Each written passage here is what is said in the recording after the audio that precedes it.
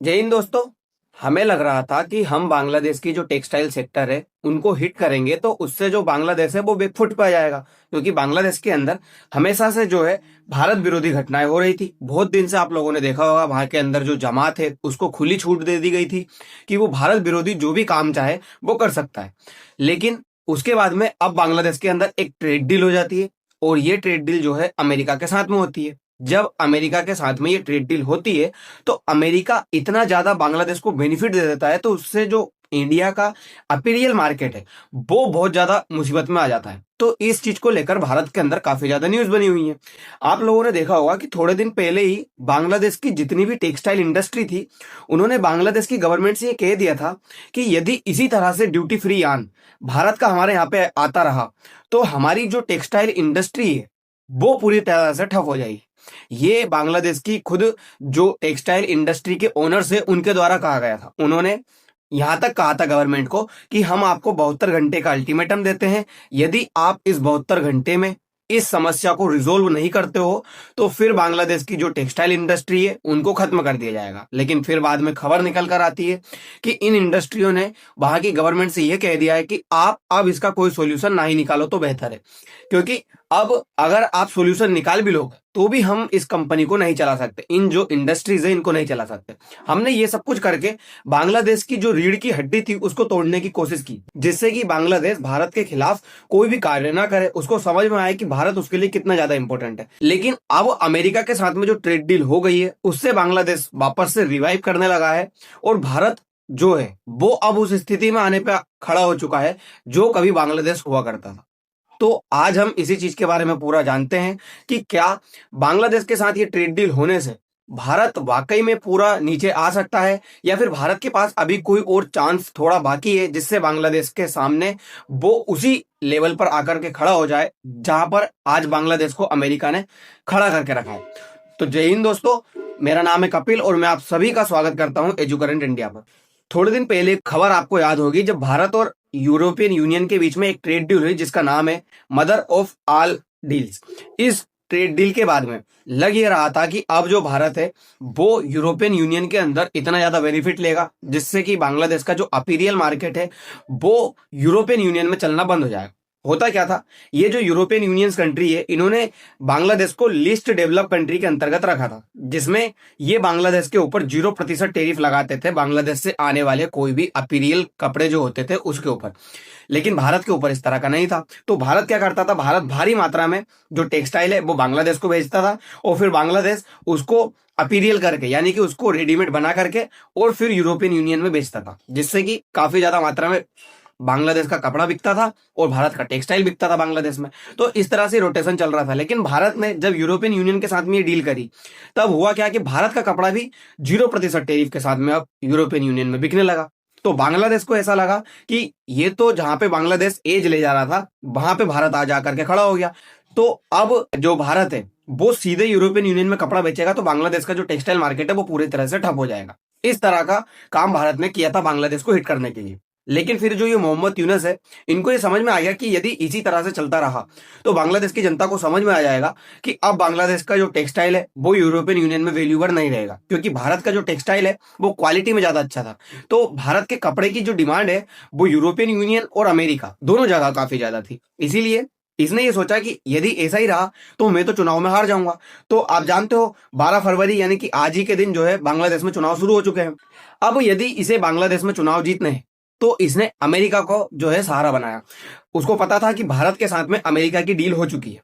अब उस डील में भारत को जो है 18% की छूट दी गई है, यानी कि 18% टेरिफ के साथ में भारत का जो सामान है वो अब अमेरिका में बिकेगा। तो बांग्लादेश ने अमेरिका के साथ में एक सीक्रेट डील करी, और उस सीक्रेट डील के तहत बांग्लादेश का जो सबसे बड़ा मार्केट है वो है टेक्सटाइल का ही, अपीरियल मार्केट, यानी कि सिले हुए कपड़े ही बेचता है बांग्लादेश। तो सबसे ज्यादा एक्सपोर्ट बांग्लादेश सिले हुए कपड़े में करता है, और बांग्लादेश ने इसी के ऊपर एक डील की। उस डील में बांग्लादेश को जो है अमेरिका ने 0% टेरिफ के साथ में छूट दे दी। अमेरिका का कहना है कि हम भारत से तो 18% टेरिफ के साथ में जो कपड़े हैं वो खरीदेंगे, लेकिन आपके साथ में सिर्फ 0% टेरिफ के साथ में जो है कपड़े खरीदेंगे। अब यहाँ पे बांग्लादेश के साथ में एक छोटी सी शर्त भी रखी अमेरिका ने। अमेरिका का कहना था यदि बांग्लादेश अमेरिका से खरीदे हुए जो कपड़े हैं, यानी कि जो टेक्सटाइल है बिना सिले हुए कपड़े, वो अमेरिका से खरीदेगा और उसके बाद में उन्हीं कपड़ों से, उन्हीं बिना सिले हुए कपड़ों से अपीरियल करेगा, यानी कि रेडीमेड कपड़े बनाएगा सील करके, और फिर उसे अमेरिका में बेचेगा। तो हम 0% टेरिफ लेंगे। अमेरिका ने यहाँ पर डबल गेम खेला। डबल गेम क्या खेला कि अमेरिका का एक तो टेक्सटाइल वो बांग्लादेश में बिक जाएगा, तो उससे अमेरिका का जो टेक्सटाइल वहां पे बचा हुआ था वो पूरी तरह से बांग्लादेश के अंदर आ जाएगा। दूसरा क्या होगा कि बांग्लादेश के अंदर जो सिले हुए कपड़े अमेरिका के अंदर जा रहे थे थोड़े महंगे, वो अब बिल्कुल भी सस्ते जा सकते हैं। तो अमेरिका जहां पे टेरिफ लगा के पैसे वसूल रहा था, वहां पे उसने टेक्सटाइल बेच के पैसे वसूल लिए। यहाँ पे ये गेम हो गया। सोचो, इसी तरह का गेम जो है आजादी से पहले भारत के साथ में हुआ करता था। यहाँ से कच्चा माल लेकर के जाते थे अंग्रेज, और यहाँ पे उसे पूरा करके और वापस उसे ही भारत में बेच देते थे। तो इसी तरह का गेम अब अमेरिका ने भी खेल लिया। अब बात ये हो गई कि इससे भारत को फायदा क्यों नहीं हुआ, क्योंकि जो पीयूष गोयल साहब ये भारत और अमेरिका के बीच में ट्रेड डील कराने के बाद इस तरह से प्रेजेंट कर रहे थे कि ये ट्रेड डील तो जो हुई है वो दुनिया के जितने भी देशों के साथ अमेरिका की डील है उसमें सबसे बेहतरीन डील भारत के साथ ही है। तो इस तरह से इस डील को अच्छी डील कंसाइडर करने में पीयूष गोयल साहब और भारतीय जनता पार्टी बीजेपी सरकार है वो पूरी तरह से लगी हुई थी, सत्तारूढ़ पार्टी लगी हुई थी। जो पीयूष गोयल साहब है वो ये कहने में लगे हुए थे कि अमेरिका के ऊपर तो 35% टेरिफ लगा है, बांग्लादेश और वियतनाम के ऊपर 20%, 25% टेरिफ लगा हुआ है, वहीं भारत के ऊपर सिर्फ 18% लगा हुआ है। तो भारत कहीं ना कहीं बेनिफिट में, सबसे अच्छी डील अमेरिका ने हमारे साथ में की है। लेकिन ये अमेरिका और बांग्लादेश के बीच हुई ट्रेड डील से पहले आप कह सकते थे, पर जब से बांग्लादेश और अमेरिका के बीच ट्रेड डील हुई है उसके बाद आप ये कह सकते हो कि हमारे ही पड़ोसी में सबसे छोटा जो देश जिसको हम डरा कर रखना चाह रहे थे, आज उसको अमेरिका ने सबसे ऊपर निकाल के बिठा दिया है, जिससे उसको फायदा होगा और भारत का जो पूरा टेक्सटाइल मार्केट है वो पूरी तरह से ठप हो जाएगा। क्योंकि आप इस थोड़ा सा इस चार्ट को देखिए, सबसे ज्यादा जो अपीरियल है वो भारत बांग्लादेश से खरीदता है, और जो सबसे ज्यादा टेक्सटाइल है वो भारत बांग्लादेश को बेचता है। अब आप ये सोचिए, हम टेक्सटाइल बांग्लादेश को बेच रहे हैं और अपीरियल यानी कि सिला हुआ कपड़ा बांग्लादेश से खरीद रहे हैं। अब बांग्लादेश के साथ में अमेरिका ने यह शर्त रख दी है कि यदि उसे टेक्सटाइल खरीदना है तो वो खुद अमेरिका से खरीदेगा। तो अब आप ये सोचिए, जो टेक्सटाइल बांग्लादेश की खुद की कंपनियों का बांग्लादेश के अंदर यानी कि 12,000 करोड़ से ऊपर का बिना बिका हुआ बांग्लादेश के सरकार के पास ही रखा हुआ था, यानी कि उनकी जो कंपनियां हैं उनके पास रखा हुआ था, इसीलिए वो बंद होने वाली थी।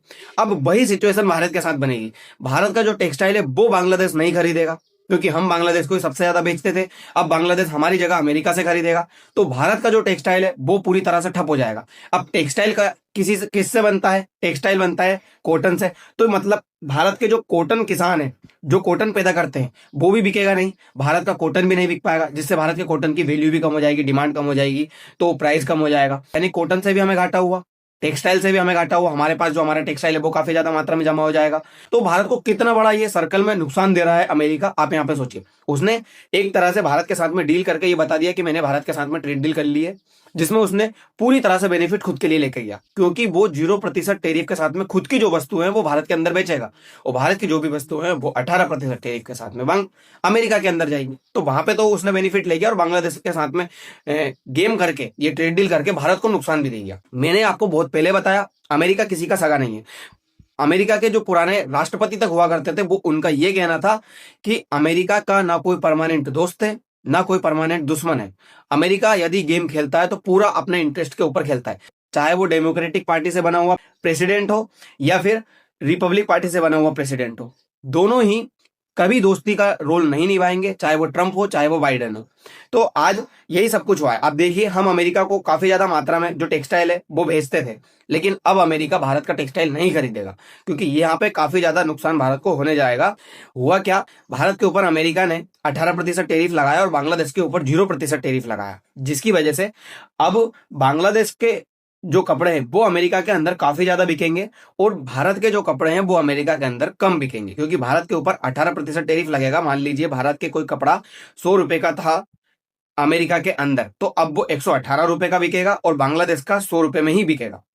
तो लोग जो है इस 118 वाले को नहीं खरीदेंगे, इस 100 वाले को ही खरीदेंगे। तो भारत का ऑब्वियसली बात है, भारत का मार्केट जो है पूरी तरह से ठप होने वाला है। अगर यही सब कुछ हुआ है, भारत गवर्नमेंट की ये पॉलिसी बिल्कुल समझ में नहीं आई। क्यों? क्योंकि इंडोनेशिया के साथ में थोड़े दिन पहले जुलाई के महीने में अमेरिका ने एक ट्रेड डील की, जो कि 19% टेरिफ के साथ में हुई। तो बात यह थी कि यदि भारत के साथ में 18% टैरिफ के साथ में हमें भारत को आज ही ये ट्रेड डील दिलानी थी, तो क्यों ना हम उसी टाइम पे ये जुलाई के महीने में 19% टैरिफ के साथ में जो ट्रेड डील थी वो ले लेते। तो हमारे ऊपर जो 50% टैरिफ लगा था 3 से 4 महीने तक, कम से कम वो 50% टैरिफ तो नहीं लगता, भारत को यहाँ पे नुकसान तो नहीं होता। ये चीजें भारत सरकार को पहले ही सोच लेनी थी। अगर ये सब कुछ करना था, पीछे हटना था, रसिया के साथ में जो ऑयल परचेस करना बंद करना था, तो ये सब कुछ हम पहले ही कर लेते, तो ताकि उससे क्या है, भारत को नुकसान ना हो। अब अमेरिका ने ये तो कह दिया कि रसिया के साथ में ऑयल भी परचेस मत करो, और एक और शर्त भी लगा दी कि भारत जो है आने वाले कुछ सालों में जो है $500 बिलियन का यूएस माल भारत के अंदर खरीदेगा ही खरीदेगा, चाहे किसी भी कंडीशन में खरीदे, कैसे भी खरीदे। यानी कि ये दबाव भारत के ऊपर पहले ही डाल दिया। दूसरा दबाव ये है कि यदि भारत गलती से भी थोड़ा सा भी रशिया के साथ में ऑयल परचेस करेगा, तो जो हमारे ऊपर 25% पेनाल्टी लगी हुई थी, जो आज की हालत में अमेरिका ने हटाई है, वो पेनाल्टी हमारे ऊपर फिर से लगा दी जाएगी। अमेरिका का कहना है यदि भारत रशिया के साथ में ऑयल परचेस करता है, तो हम भारत के ऊपर नजर रखने के लिए एक 6 मेंबर की कमेटी बनाएंगे, जो यही नजर रखेगी कि क्या भारत रशिया के साथ में ऑयल परचेस कर रहा है। तो ये कहीं ना कहीं भारत की जो संप्रभुता है उसको भी हिट कर रहा है। दूसरी बात, भारत को रेस्ट्रिक्शन लगा रहा है कि भारत ये नहीं करेगा। लेकिन आपने बांग्लादेश के साथ में इस तरह की कोई भी डील नहीं की है, बांग्लादेश के ऊपर आपने कोई भी रेस्ट्रिक्शन नहीं लगाया है, तो आप उसको जो है बहुत बड़ा बेनिफिट दे रहे हो। आप खुद जानते हो भारत आपके लिए कितना बड़ा मार्केट है। भारत जो है दुनिया का सबसे बड़ा मार्केट है खपत के मामले में। हम सबसे ज्यादा चीजें बुलवाते हैं चाइना से, अमेरिका से, लेकिन उसके बाद भी भारत को कोई वैल्यू ही नहीं दे रहा, इतना बड़ा मार्केट होने के बाद भी। और जो छोटा सा देश, जरा सी आबादी रखने वाला, जिसके पास में बुलवाते भी हैं तो क्या बुलवाएंगे, वो 10-10, 20-20 रुपए होने के बाद उनके पास क्या बुलवाएंगे।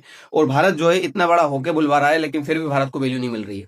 तो भारत की कहीं ना कहीं विदेश नीति जो है कहीं ना कहीं आज के टाइम में कम होती दिख रही है। साथ ही जो रशिया के साथ में हम ऑयल परचेस करते थे, वो अगस्त के महीने में आप देखिए यहाँ पे कितना ज्यादा पहुंच चुका था। भारत रशिया के साथ में 2 मिलियन पर डे बैरल हम जो है रशिया से परचेस कर रहे थे, लेकिन आज हमने इससे आधा कम कर दिया है। कहीं ना कहीं हम अमेरिका के इस दबाव की वजह से हमें झुकना पड़ेगा, नहीं तो अमेरिका हमारे ऊपर जो 25% पेनाल्टी है वो फिर से लगा देगा। उसने ये शर्त रखी हुई है। और दूसरी बात, अमेरिका ने भारत को एक जगह और ये धोखा दिया। अभी जो ये ट्रेड डील हुई थी, उस ट्रेड डील होने के बाद में अमेरिका के द्वारा ये मैप शेयर किया गया था, और इस मैप में ये बताया गया था कि ये चीजें अमेरिका की भारत के अंदर जो है डंप की जाएंगी। लेकिन जब ये मैप शेयर किया गया था, तो भारत के लोग और जो गवर्नमेंट है वो इतनी ज्यादा खुश हो रही थी कि अमेरिका ने ये रिकॉग्नाइज कर लिया कि जो पीओके है और जो अक्साई चीन है वो भारत का ही हिस्सा है। लेकिन जब 3 दिन बाद क्या पता अमेरिका की जो सरकार है उसको समझ में आया कि हमने तो ये जो नक्शा है वो भारत के पक्ष में डाल दिया। मतलब हम जो हमेशा अमेरिका के साथ में खड़े होते थे, हम हमेशा चाइना के साथ में खड़े होते थे। मैं आपको एक बात और बताऊंगा, जो वाटरगेट मामला है वो अभी सामने लेकर के आऊंगा, जिसमें मैं आपको ये बात पूरी डिटेल करूंगा कि वाटरगेट मामले के तहत 1971 में जो भारत और पाकिस्तान के बीच युद्ध हो रहा था, उस युद्ध के टाइम पे अमेरिका ने पाकिस्तान का साथ देने के लिए चाइना से यह कहा था कि यदि भारत पाकिस्तान के ऊपर हमला करता है तो तुम भारत के ऊपर हमला कर देना। इस तरह की बातें अमेरिका के द्वारा की गई थी। आप आज की न्यूज भी चेक कर सकते हो, वरना मैं ला करके आपको बताऊंगा। वेबसाइट है, सोशल मीडिया की वेबसाइट है, अपनी जो ऑफिशियल वेबसाइट है, वहां पे जो ये नक्शा शेयर किया गया था वो पूरी तरह से डिलीट कर दिया, क्योंकि उनको लगने लगा कि जो पाकिस्तान की जनता है वो उनके खिलाफ हो गई है। तो वो पाकिस्तान को अपने खिलाफ नहीं कर सकते, चाहे भारत उनके खिलाफ हो जाए। उनको पता है भारत जाएगा कहाँ, भारत के ऊपर थोड़ा सा प्रेशर डालेंगे तो भारत हमारी बात मान ही लेगा। अब भारत की गवर्नमेंट को ये जानना चाहिए कि जो 15 मार्च को भारत और अमेरिका के बीच में ट्रेड डील हुई है उसके ऊपर साइन होने वाले हैं, तो भारत यहां पर अमेरिका से ये नेगोशिएट करे और अमेरिका से साइन करने को तभी कहे कि हम तभी साइन करेंगे जब आप बांग्लादेश को जो बेनिफिट दे रहे हो वो हमें भी दे। हमारे भी टेक्सटाइल को, यानी कि हमारे जो अपीरियल है उसको अमेरिका के अंदर 0% टैरिफ के साथ में खरीदो, नहीं तो हम आपके साथ में ट्रेड डील नहीं करेंगे। इस तरह का भारत को करना चाहिए, वरना हमारी जो विदेश नीति है वो तो फेल मार चुकी है इस तरह का काम देख करके। तो दोस्तों, आपको क्या लगता है, क्या सच में भारत कुछ कर पाएगा सामने या फिर नहीं? तो फिलहाल के लिए इतना ही, मिलते हैं अगली वीडियो में। धन्यवाद।